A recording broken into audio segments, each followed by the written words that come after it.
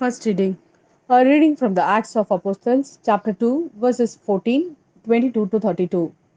Then Peter stood up with the 11 and addressed them in a loud voice: Men of Judea, and all you who live in Jerusalem, make no mistake about this, but listen carefully to what I say.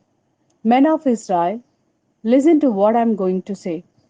Jesus the Nazarene was a man condemned to you by God by the miracles and portents and signs that God worked through him when he was among you. As you know, this man who was put into your power by the deliberate intention and foreknowledge of God, you took and had crucified and killed by men outside the law. But God raised him to life, freeing him from the pangs of Hades, for it was impossible for him to be held in its power since.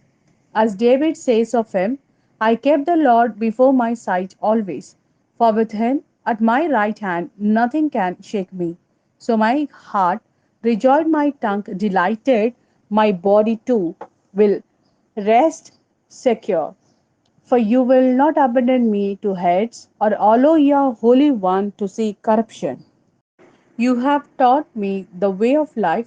You will fill me with joy in your presence.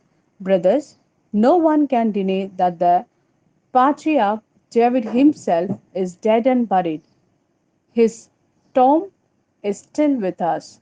But since he was a prophet and knew that God had sworn him on oath to make one of his descendants succeed him on the throne, he spoke with foreknowledge about the resurrection of the Christ.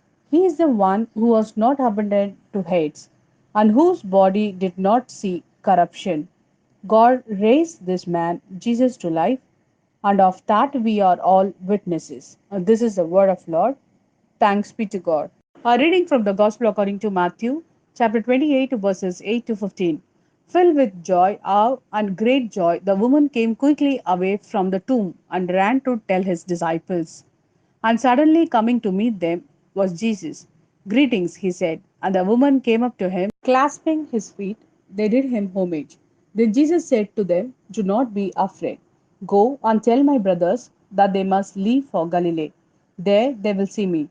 Now, while they were on their way, some of the gods went off into the city to tell the chief priest all that had happened.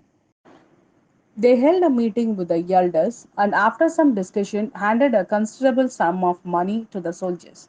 With these instructions, this is what you must say. His disciples came during the night and stole him away while we were asleep. And should the governor come to hear of this, we undertake to put things right with him ourselves and to see that you do not get into trouble.